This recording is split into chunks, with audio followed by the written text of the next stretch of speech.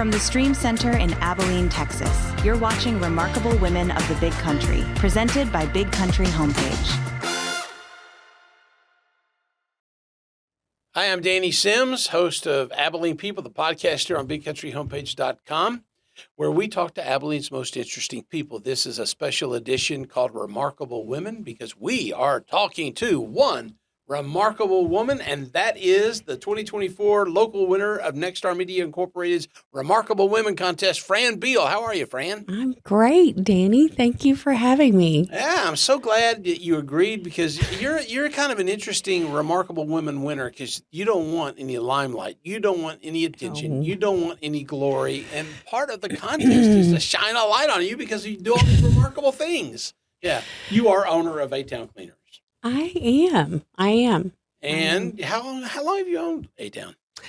This January will be 18 years. Whoa, wow. 18 years. So you took ownership of A-Town when you were 12 years old. Yes, exactly. I love that.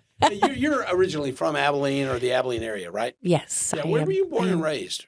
Right here in Abilene, Texas. But didn't you live like in Hamby or something? Yes. And look, full disclosure, you and I have known each other for a while. We have. We met when I moved to Abilene from Kentucky when I was in 6th grade, and you and I went to school together all the way through high school. Yes. And you always sit at the cool kid table.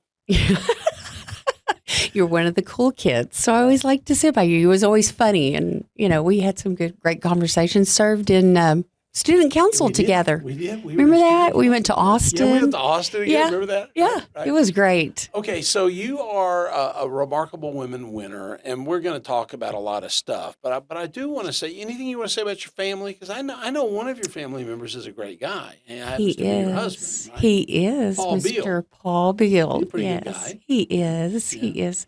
He's a remarkable fella. Yeah. That's what we need. We need a Remarkable Fella contest, too. Yeah.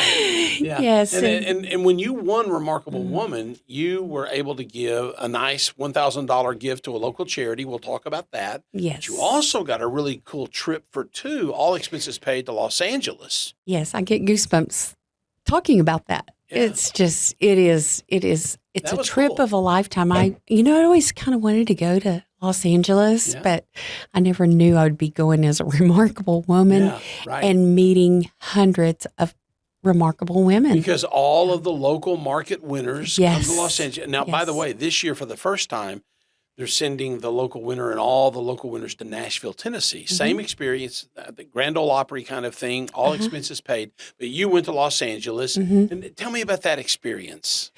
It was just from the time we left Abilene, we were treated like royalty. Unbelievable. We went a few days early, so we did a little bit of sightseeing. And so. And that's kind of cool because they're flexible like that. They say, if you want to go early, we can accommodate that. Tell us what the dates are. And, Right. But they truly, from the time you enter in this remarkable world, say, from your tags to your suitcases, everything, they just treat you with such care, and they want to make sure you have a remarkable experience, and they want to hear your story locally. And then you get to meet all these amazing women that are in, these little towns even, and they're quietly serving from all over the nation. Yes. And they're quietly serving, and it's women that really don't get recognized for a lot of things because they're quietly serving in their communities. Yeah. And that's what I loved about it. Nobody felt like, oh, I deserve this or anything. It was more like, I was so shocked, and so that made me more at ease as a person. I wish we had had a camera in the room because I was privileged that I got to go tell you were one of the 4 finalists. Yes. And then I got to tell you were the winner. And that was a fun process. And you were genuinely humble. That's your vibe. That's who you are. That's your brand. You're an humble person. But One of the things we want to talk about today is encouraging people in our local area to nominate remarkable women.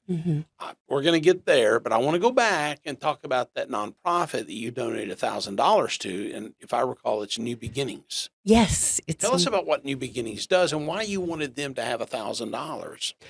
Well, I employ some of the women that are there, and it's been over many years that Missy and I have become really good friends. And Missy's the director. Yes, Missy Denard is the director, and she serves quietly and does things for these women. Oh, by the way, hint, hint, hint. That'd be a good remarkable woman nomination. Just say it. Yes, yeah. yes. Because the ladies that are involved in New Beginnings, as the name would suggest, need a new beginning, a fresh start. Many of them have been incarcerated, have found trouble with the law, have been in the margins, on the margins, and you employ a lot of these ladies.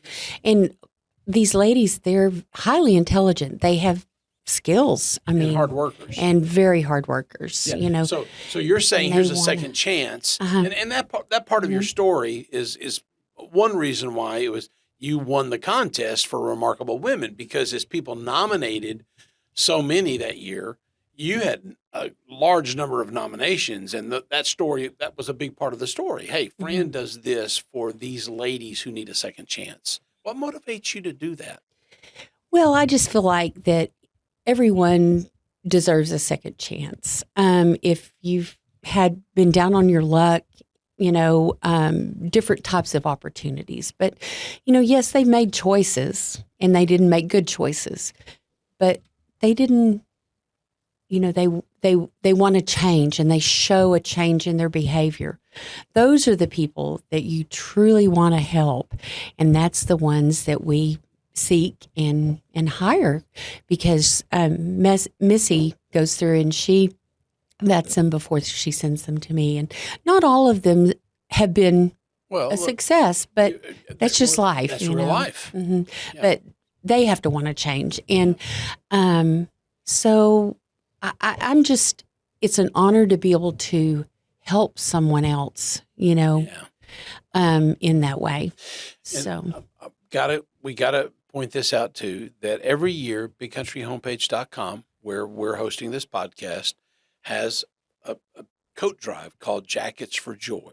And for over 10 years, A-Town Cleaners has quietly served. You have cleaned, gently made ready to be given away coats to the tune of, thousands. I mean, just this past month alone, in this calendar year, 2025, when we're recording this, you cleaned over 1,200 coats, almost 1,300, 1,282 to be exact. Yes. I remember that number. Yes. 1,282 coats. Yes. Man, that's incredible. And you've done that every year for 10 plus years. And I know, because you've told me one or two, there are some stories that come out of that just tug at the heart. They are. Yeah. Can you share one or two? Sure. We had a lady, after all, let's see, this was last year, or it was either, or I think it might have been 2023. She called, and all of the jackets had been picked up, but she needed a jacket. She needed a certain size. Yes, a particular size, and it was very hard to find. And because of our generous donations that people had given for that drive, and I'd been so busy, and I really think it was a God thing, because, I had that money saved in there. So when I did have the time to go get it, then I was going to go get the sizes that we needed. Well, she had called, and we just so happened to have exactly what we needed to go purchase her a brand new jacket. And I personally got to deliver that jacket, and seeing her and how she just beamed whenever she got that jacket. And so I was very thankful to be able to have that opportunity. I was talking to one of the volunteers at one of the agencies that gives the coats out to people. And he made the greatest point. He says, a jacket is more than warmth. It's telling somebody that they have dignity and that they're cared for. Yes. I think that's the thing. And you've done that to the tune of 10,000 or so jackets, coats. That's incredible. Well, and I can't myself take credit. Oh, here for the we whole go. thing. Here well, we no, go. no, no, no, Here we no. go. Because it's my team. I know. You have to I know. understand. We Yeah, work but- together as a team. Yeah, 100%. I mean, Bobby comes and he delivers those. And he's great. Enjoy. You know, he's. But I'm telling you, you set that culture. Well, and hats off. Well, thank you. Hats off. But Okay, so Fran, let's go back now to the your experience in Los Angeles was fantastic because we want everybody to know that if you win the local Remarkable Women contest in one of these TV markets, Abilene's just one. I mean, there's one in San Angelo, there's one in Midland, one in Wichita Falls, and it's not just Texas; it's all over the nation, as you said. Very often, somebody from a really small town, wherever in our DMA, our designated market area for KTAB TV, any one of the towns around Abilene, the Remarkable Woman could come from there, and they get to go on this really cool trip to Los Angeles. It's just a lot of fun, and as you said, you meet one another. Anything else you want to say about the Los Angeles trip? it was just amazing. It was beautiful. It really wasn't what you hear all the stories and things, but it was a great experience for me. It was beautiful. The people were great to us. Not long after the Palisades and fires and the fires in the other part of the greater LA area. And so, the area was still reeling from that, but people still put on a really wonderful event for you. Well, we were there before that happened. Were you there before? Yes, that was in 2024. So you were there before the fires. Yes. Boy, I bet when the fires happened, you were really in tune with that. Yes, I was. Emotionally. Well, I was. I was concerned about the next remarkable woman and what her experience was going to be, if it was going to be as good. Oh, you're right. That would have been Lorraine Wilson last year would have gone. Yes, yeah. yes. So ours was just unbelievable. From the time we landed through the whole experience and getting to meet some of the stars that were there. And I thought you met some celebrities. Yes, we did. And Lisa Givens, the things that she had to say. Is it true that I look like Brad Pitt? I just want to ask Oh, you. yes. Okay. I just want, you said, friend to friend, yes. When you met him, thank you. It's just between you and me. Yeah. When you met him in person. Good Lord. Okay. We did the Walk of Fame, Yeah, right there. Yeah, all the stars, everything. All the stars, the red carpet. Fran, what would you say? I'm tickled by now. What would you say to people to encourage them to nominate somebody? Because that's what has to happen. Somebody nominated you. A whole lot of people nominated you. What would you say? They need to take the time to do it, because I know it's quite a process. My understanding to do that. I need to be able to. Oh, you do. Get on there. Yes, you do indeed.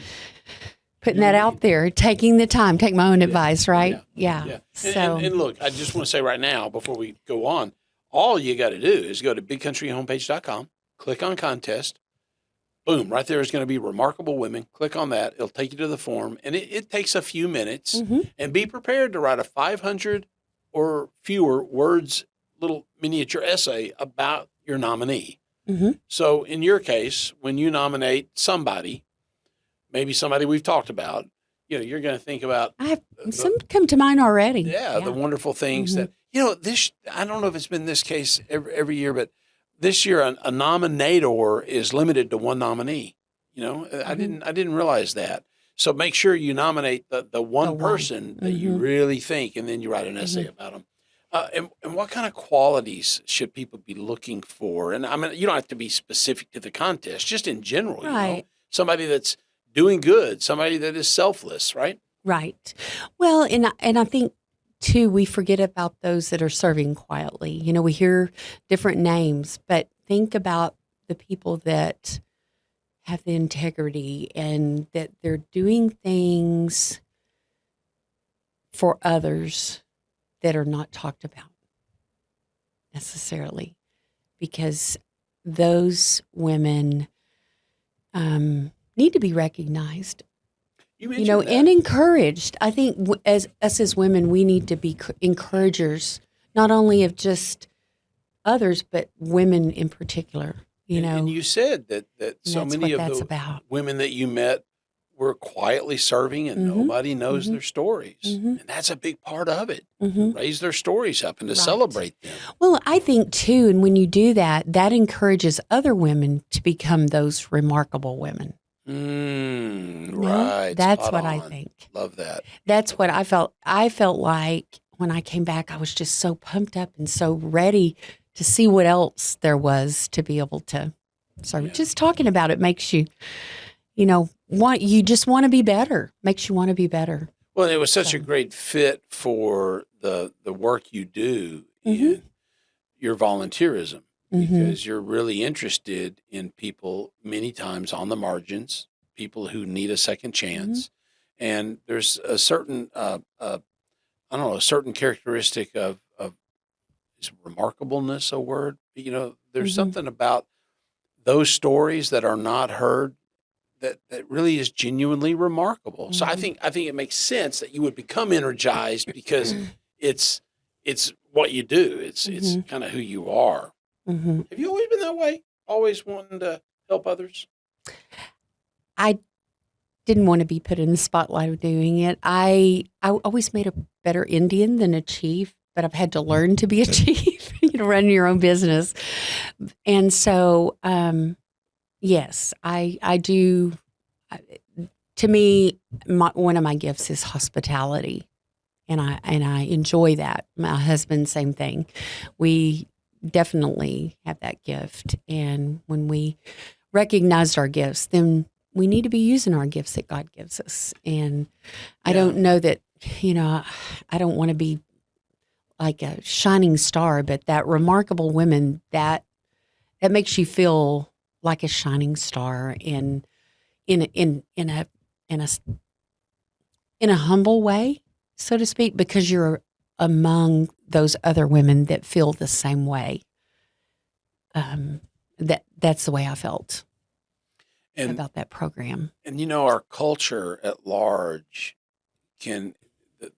there's so much cynicism these days, and there's so much, I don't know, especially if you watch a lot of the news and you're into politics, people just saying terrible things about other people. And oftentimes, it's degrading. This whole thing is lifting up. It's the opposite of that. And it's so refreshing. Well, it didn't matter the color of your skin, the color of your hair, the background you were from. All of these women were just, there were mayors there. There were people that had lost children, and how they turned that into something that was wonderful. How do you, to serve others. All these ladies, do they have mixers or opportunity for you to visit? How did you hear their stories? How did you know there were mayors and people that had from lost the time kids? we got in the door, we were talking to one another. It wasn't, but Nexstar made it to be where, you were interacting with one another. You had tables there that you had conversations and you fellowship together. It was just, it was wonderful. So did you find other business owners? Oh, yes. There were a lot, I'm assuming, and probably nonprofit leaders. There were probably some school teachers. Yeah. Met the mayor of Vernon, Texas. Really? Yes, in Amarillo, in Lubbock, the lady from San Angelo. All the Texas girls, Oh, you Texas girls hung out together, huh? Yeah. But you different markets. Did you know because wonderful. You were all wearing those white and red and blue with a star shirts and purses and boots? No, it was all the pink and purple. Because that's how we knew we were remarkable, I love it. So but it was great. It was just great being able to meet these women. And it was such an encouragement to know that there was other women that were like you serving and making a difference, small differences. And you just find your passion. You find your passion and then start serving. Doing what you do and love. And what do you say if someone's watching this and they're feeling discouraged and they're wondering, does anybody appreciate, all the good that I'm doing, or I'm doing all this work anonymously? Because there's so many remarkable women, as you said earlier, doing anonymous work. And it's not always volunteering out of the house. I mean, goodness, how about the mom with 4 kids all under the age of 10? You know what I'm saying? Mm-hmm. Now, that's a remarkable woman. It is. What word of encouragement do you have for somebody that's feeling down? Just to encourage them to keep going, keep their chin up, and to look for the best. What do you say? Every day is a brand new day. And look for ways to serve others. Look for ways to serve others. Because if you look around hard enough, you will find others that have something in common with you, or that you can encourage that person. And that gives you the sense of being noticed. It did for me. You know, when you're feeling down and out and you don't feel like you're making a difference, or seeing that what you're doing is making a difference, just look around, and when you see that person that needed that jacket, and they get that jacket and the smiles on their face, just giving someone else a word of encouragement, and knowing that someone is there to build you up. You know, that to me is what keeps me going. Sometimes a word of affirmation is just what we need, you know? Mm-hmm. And that's a big part of this process. Absolutely. I think one of the coolest things that I've learned from being involved in the process on this side of it, watching the contest and talking to the judges and all here locally, is the really cool stories. And then when you talk to some of the ladies who didn't win, but were so encouraged to have been nominated, and they felt so honored. I mean, that's just a big, what it is really is a really genius way for us to encourage a whole lot of ladies in our community who are doing remarkable things. And sometimes that word of encouragement is so important. Exactly. And, you know, and if I would have been one of the ladies that wasn't chosen, it was still, I mean, it is a huge honor to someone to take the time to just recognize you and point that out. But even those ladies, I would encourage the people that nominated them to nominate them again, because they were truly remarkable. That is an incredible word, Fran. That is so important, because some people think, well, I nominated her before. Yeah. And she may not have won yet, but that doesn't mean she can't win this year. Right. That's a great word of encouragement. Because they're continuing to be remarkable. Yeah. They're continuing to be remarkable, and they need to be recognized. Yeah. That's really smart. Yeah. So Fran, you can't win again. You've already won once. And there's really, there's not going to be any big surprise this year for Fran. That's fine. I'm thinking that's absolutely fine for you.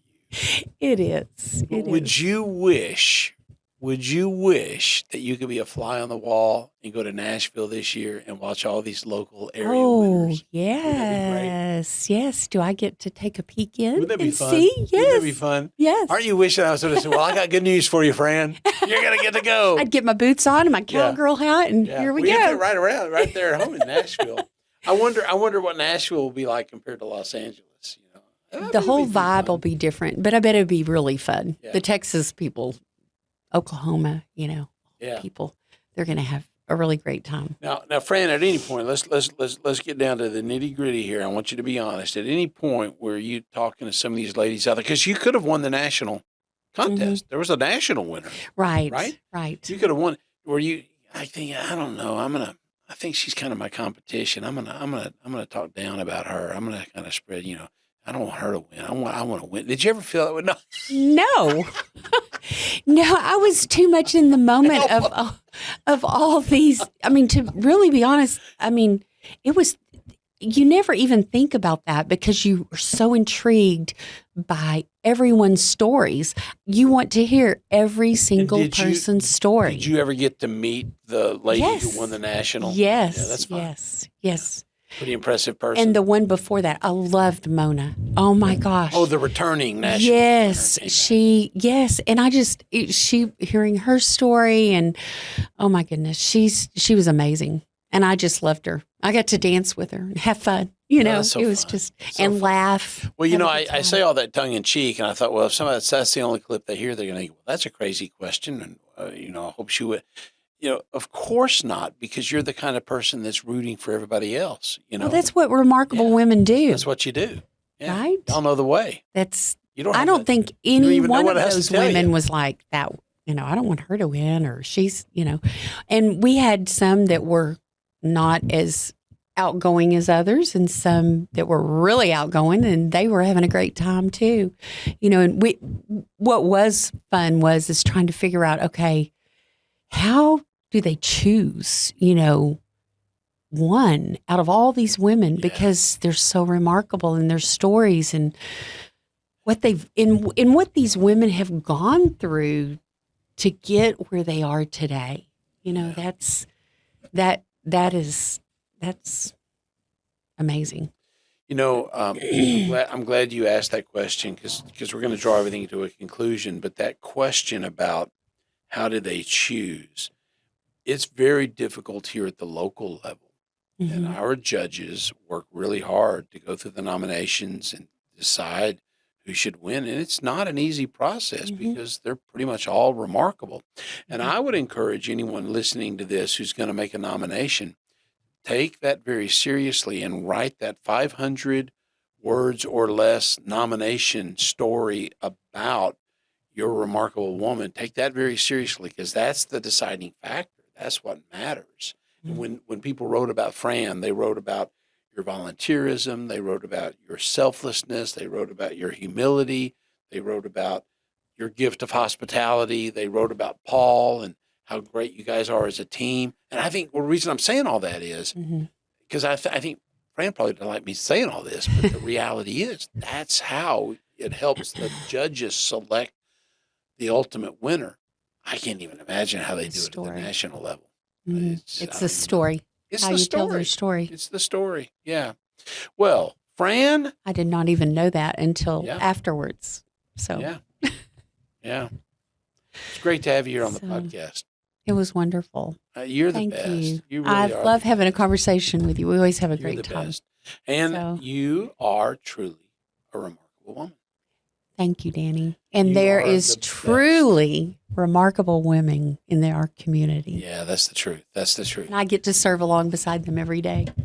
And so you know a lot of them, and you should be nominating at least one. Everybody can nominate one, and encourage others to nominate, because that's how the remarkable woman will be found, through your nominations. Go to bigcountryhomepage.com, click on contest, navigate to Remarkable Women, write a story about someone like Fran Beal, and who knows but what your nominee may very well be like Fran, like last year's winner, Lorraine Wilson, our local remarkable woman, who will go to Nashville and compete with that story with a bunch of other remarkable women from across the nation to be our national winner. All right. Again, thank you for being here, Fran.